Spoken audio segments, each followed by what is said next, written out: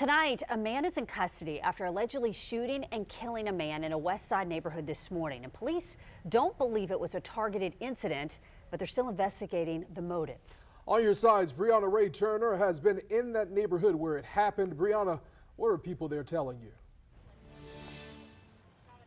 Well, neighbors are telling me that they heard multiple shots this morning, and they're starting to feel like this is starting to become a problem. This is not the first shooting that they had this month. They said there's another shooting not too long ago. But take a look behind me. This is what we're seeing right now. Still a pretty active scene. I mean, cops been out here since 9 a.m.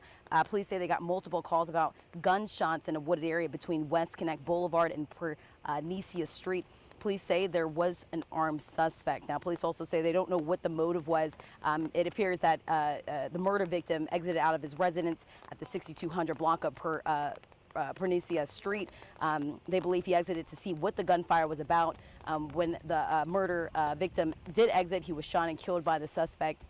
Now, shortly after, police say a neighbor peeked out their window and made eye contact with that shooter, and the shooter then shot at the neighbor's home. Now, around 9:30, patrol had a perimeter, and along with K-9 officers and the K-9, they started their search just behind the residence where the murder scene was. Police say the armed suspect was 5 yards in the wooded area, and the K-9 caught the suspect, who was then handcuffed and taken into custody.